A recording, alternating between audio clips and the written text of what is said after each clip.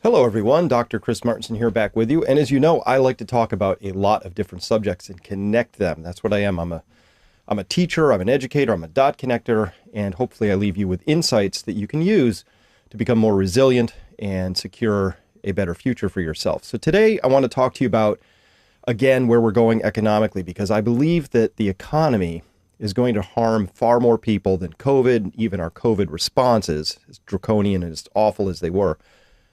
The economic decline that's coming is going to hurt a lot more people. And forewarned is forearmed. And if you can see what's coming, then you have a chance to do something about it proactively. So let's go there right now.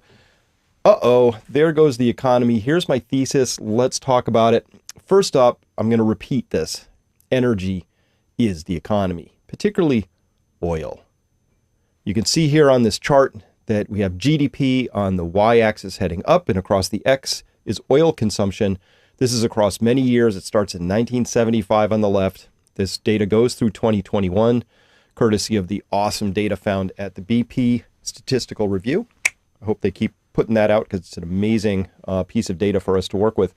And what we see here is a straight line relationship, that if you're going to have more economy, you're going to be consuming more oil. This is just in thousands of barrels. This isn't price of oil. It has nothing to do with it. It's that if you're going to have more economy, you are going to be burning more oil.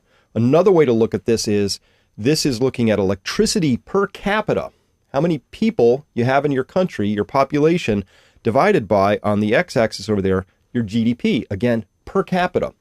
What we can see here is very clear that, look at this, no such thing as a low energy rich country. So richer countries would be arrayed along the x-axis, so you can see that curve as you get up there. All those blue dots, those would be considered wealthy or rich countries. And down there in the yellow, orangish dots, not so rich, not so poor countries. And so on a per capita basis, those same countries that are poor are consuming less electricity or providing less electricity per capita, and they have a lower GDP per capita. So the less energy you're using, the less prosperous you are.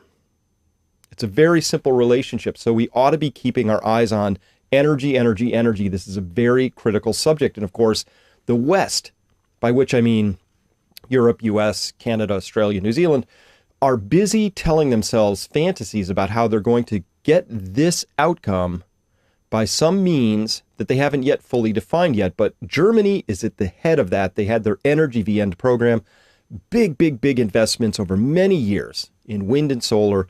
And they are now struggling, which tells us that, well, however they pursued that didn't work. In fact, we don't have a single example of a country jumping into alternative energies and figuring out how to crack this nut, which is to provide ample, low cost, or at least competitively cost compared to other countries, because you have to trade with them, and get a high economic growth all at the same time. We don't know how to do that. All right, so no such thing as an energy poor rich country. Just hold on to that thought. Now, Jeff Snyder was asking the right question back in October of 2022, excuse me, about Germany in particular. One second. He said, is anybody going to operate a business in Germany or Europe this year? Electricity prices up 130% year over year. This is in 2022. Now, electricity prices came diving right back down again, but I'll show you that was short-lived. And so he asked the right question, like what's going to happen? Total producer price index up over 45%, almost 45%. Excluding energy, Europe's PPI is only up 13%. So you can see that energy is the driver in this story. Producer price index, which leads to the CPI or the consumer price index. Energy is everything in this story. It is the core of understanding what's going to happen with inflation, what's going to happen with your economy, because the higher energy costs go up, that leads to something called price rationing as a first step. A second step might be physical rationing, right? Where, you only get to use X kilowatt hours, German consumer or US consumer, however that story goes. So Jeff was asking the right question in October of 2022. Now, what was going to happen? That was actually a very easy question to answer. It was going to suck for Germany's industries, especially the energy intensive industries let me get my drawn tool out here because you know how I like to have that going when we're doing this. I'll use the highlighter. So here you can see it. They have two things, just total industrial production in blue here, and then in red we have the energy intensive industries and their production. So those would be things like smelting, alloy production, making cement, glass and silica, things that require, you imagine big blast furnaces and, high and heat intensive industries. So at any rate, when we look at the two of these, we see that the red, which is the energy intensive industries, that they are now at a worse level of production than even at the depths of COVID. So this is a very bad, very profound collapse in industrial production of nearly 20%. That's huge. 1 in 5 of these companies is now gone missing, or reduced their operations so severely that it resulted in that. Total production, it's still below 100, which was baselined, I guess, to back there 2015 or so. Yeah, 2015, it equals 100. So they're comparing total industrial production is now lower, or total production is now lower in Germany than compared to 2015. Obviously, that's a negative growth environment. But the energy intensive businesses, these are the ones that have now collapsed enormously. And these are the ones, this is your typical value add. To go from a pile of rocks in the ground to an aluminum ingot, an alloyed, beautiful magnesium alloy ingot that you can use then to make, BMW engine blocks out of. That's where a huge amount of the value comes from. And because so much value is added there, that's where your prosperity comes from in your country. So if you want to be a prosperous nation, you have this value add chain. You are creating things and adding value every step of the way, from what looks like a reddish earth all the way to a fully formed BMW that's being sold. You're adding value, lots of value at each one of those steps. Now, that's what's missing now from Germany. And of course, it's missing because of the energy costs. Now, remember, I told you the electricity costs in Germany had come way down. That's true. Now they've shot way back up again. So we were talking about it back here when it was spiking, and then, it fell way back down again. And people said, oh, it's all over because, they've figured out how to import LNG from the US, or liquefied natural gas. But look what's going here. If you want to be in the game of consuming electricity 1 year forward, you're a business, you're an industry, you're an aluminum smelter, and you need to lock in next year's electricity so you have some and you know what the price is going to be so you can set your pricing. Look what's happened here. Next year's looking grim again already. Now, why is this? Well, complicated set of factors, but not the least of which is Germany has shot itself in both its feet. It put too much too fast into, without running appropriate pilots, I believe, too much too fast into alternative energies without understanding how are you going to store it, solving the intermittency issues. Oops, it turns out these things wear out and break down faster than we thought. Maybe we're going to have to recalculate the replacement cycles for the wind towers in particular. Hey, let's ship Leopard tanks over to Ukraine and piss off the number one supplier of cheap, abundant natural gas to us, which is Russia. They didn't really solve all that. They sort of blundered into this. So this is a political disaster as much as it's a thoughtless disaster in terms of not really thinking through the complexities or the deep interdependencies of all these nested systems. They really needed to have fewer politicians and more high-quality engineers. They needed people with that rational thought process who could really think through all the dependencies, all the risk factors, all of the things that need to be solved so that you can do something as complicated as delivering cheap, reliable electricity to an entire nation. So remember, Germany's electricity costs are going to go up, so they're going to be consuming less electricity because that's price rationing. People are going to go, wow, I can't afford, 400 euros to keep my flat warm this winter, so I'm going to just use less electricity. And that leads to this. Remember, there is no such thing as a rich, low-energy country. Germany's been a rich, high-energy country for a long time.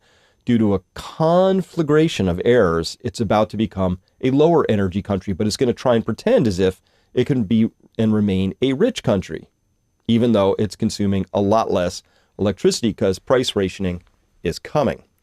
Now, if you like this kind of thinking, let me just take a few seconds here for shameless self-promotion. Peak Prosperity is my website community, and we are the #1 online resilience community. We care a lot about just 3 things: giving you the appropriate context so you can understand what's going on in the world. This is what I'm providing right now. 2, connecting you with other people who see the world this way. And in the world of AI bots, you no longer know who you're talking to out there in Twitter, on Snapchat, on Instagram, right? If you don't know them personally, good chance they're a bot these days, and they're very sophisticated. So guaranteed, when you come to behind our paywall at Peak Prosperity, you are only talking with real humans. So you've got that authentic connection. And these are real people. They're very smart. And oh my gosh, anything you want to know about, somebody in our community can help you find the answer to that. And then 3, you got to take action. So we really care about taking action. That's the hardest part for many people. You've got to begin becoming resilient. Plant a garden. Move out of that city if that's on your mind.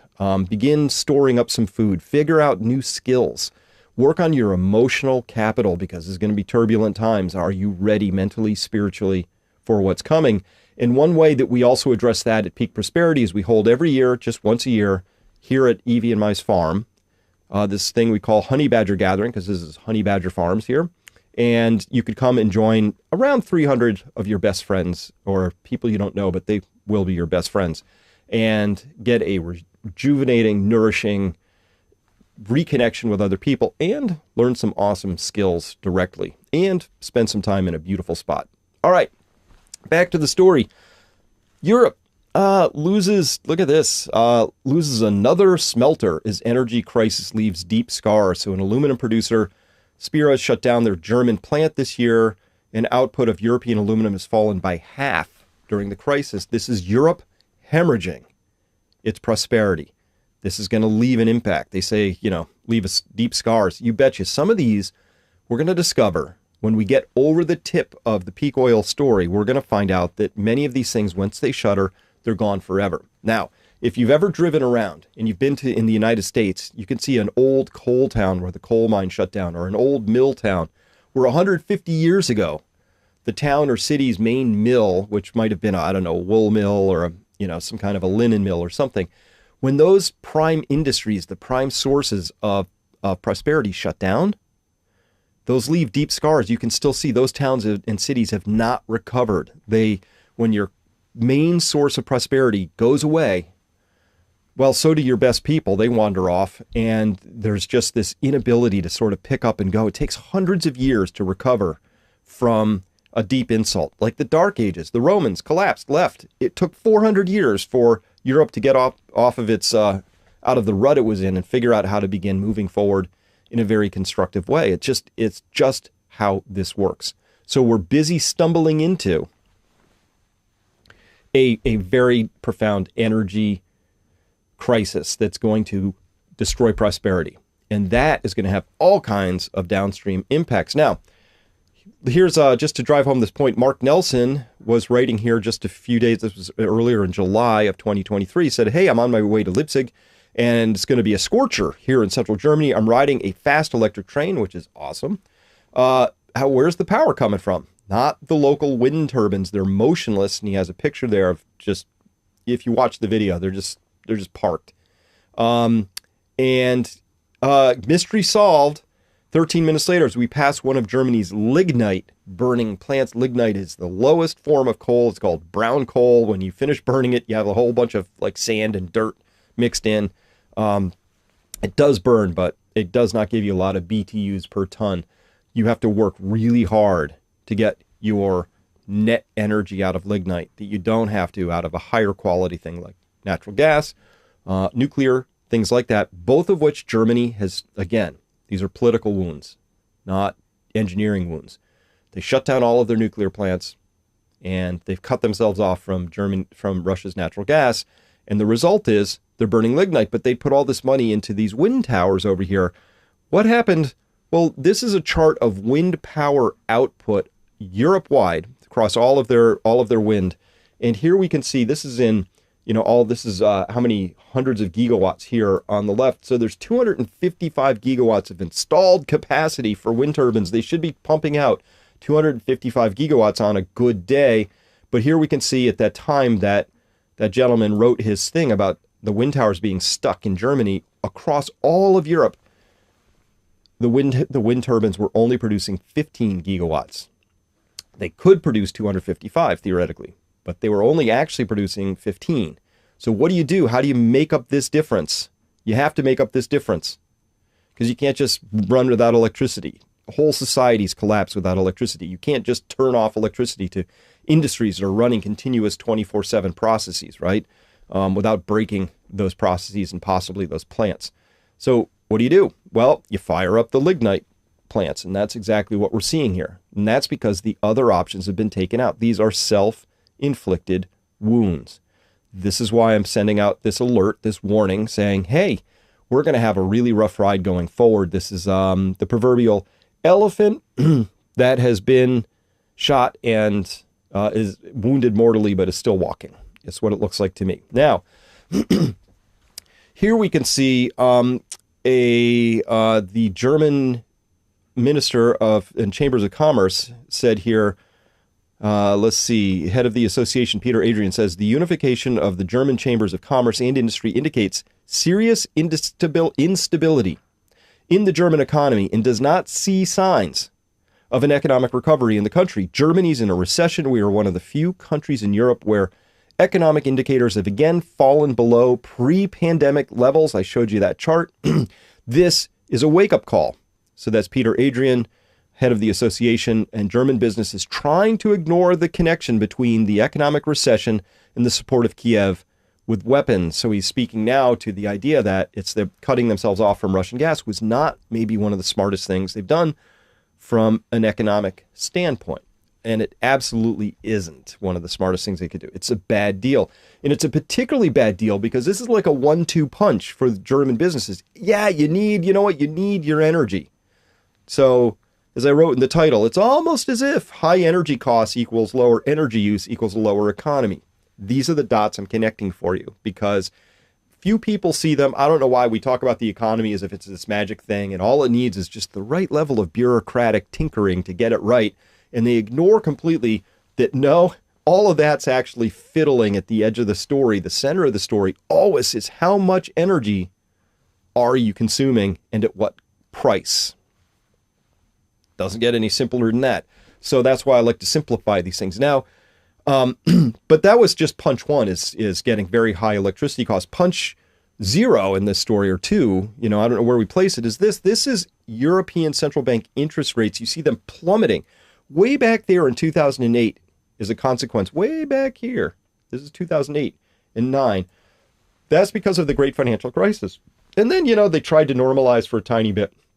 And so they actually put them up here, went up a tiny bit, tiny bit, couldn't even get them back to 1%. And then they crushed them down to 0. But this part down in yellow, this is the crime scene. They actually had negative interest rates in Europe for years, right? That started in 2015 or 14, I believe, ran all the way through to 2022. So years of negative interest rates. What even is a negative interest rate? What is it? I have to pay you to lend you money. That's a negative rate of interest. I pay you to lend you money. Like it's the mob or something. I don't know. But in banking, we don't have any historical parallel for it. And so those things shape human behaviors enormously because we're humans. You show me the incentive, I'll show you the outcome. It's that simple. What is the incentive of a negative interest rate? Where my money has not just no value. I work hard, I save up money, and it has no value.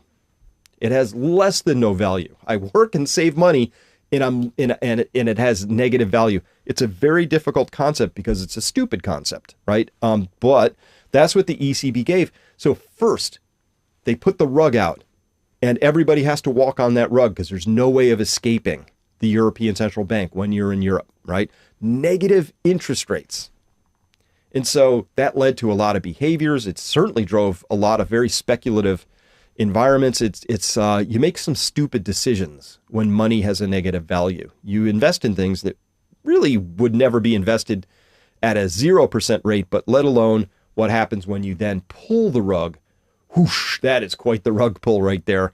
And so this is also extremely destabilizing for households, for local municipalities and government, and for businesses. It's an astonishing thing. So it's a 1-2 punch, very bad. Horrible economic policy and horrible energy policy. It just goes to show Europe is led by morons. And I'm using that term politely, because it's actually worse than that. Now, in the meantime, Germany's stock market is just like the U.S. stock market. We had this massive intervention back here in October. Just our own central bank dumped that's the Federal Reserve, dumped $400 billion into the markets because stocks were going down, and it didn't want stocks to go down. The Fed always, and other central banks always like stocks to go up and to the right. So they did that. But what we're supposed to believe from current German stock indices, and the DAX is the prime one here, is that things are as good as they've ever been in Germany. And they are not. So stocks are out to lunch, and this is something I like people to be alert to. And look at this over a longer sweep of time. It's as good as ever. Here are German stocks. They've been riding this wall of central bank printing, and the central banks, they just want to keep printing. That's all they want to do. They just want to keep printing. Now, they can't because of inflation and political pressures, and so they're a little bit stuck on this. And by the way, this is a global phenomenon. This is I talk about this with my subscribers at Peak Prosperity all the time. Dow Jones, large industrials. We have the S&P 500, the 500 largest companies in the U.S. You've got Japanese stocks, the Nikkei 225. You've got Euro stocks 50 here, which is 50 largest stocks in Europe. You got the NASDAQ technology shares in the U.S., the NASDAQ 100, and you've got the German DAX. Look at the shapes of all these things over many years. This is 5 years of history. I can't really tell them apart, The Nikkei's they're pretty similar. If I gave you like a minute to study this and then I scrambled the headlines, could you tell who's who? But more importantly, could you really tell that Germany is up to its eyeballs in a twin financing crisis through the interest rate hikes and an energy crisis? Could you tell? Could you tell that it's in a very different shape? Could you tell that there's any difference at all between large caps, larger companies in the U.S. versus Europe versus technology shares? They're all the same. This just shows that what our stock markets are now, they're liquidity gauges. All they do is they ride on a sea of liquidity that the central banks print and print and print and print. So the central banks want to get back to that printing because they like being in control of these things. They would never want actual authentic pricing to show up in the markets because you can't have that. It's the same thing as why does the U.S. government want to control free speech so much? Why do they want to censor? Why do they want to shape the narrative? Why do they only want to be in control of the information narrative package so that there's only one story out there, no matter how wrong that story is? It's because it's power and control. So if the information police won't let a Twitter thread happen and unfold without inserting its thoughts and bots on that, or even a comment section under a Washington Post article, right? That whole landscape is now shot through with bots, AI bots being run by corporate interests, government interests, you name it, but they're there to shape perception. You know what shapes perception even more powerfully than a comment under a Wall Street Journal article? It's these markets here. So you think they're leaving these to their own devices? Heck no.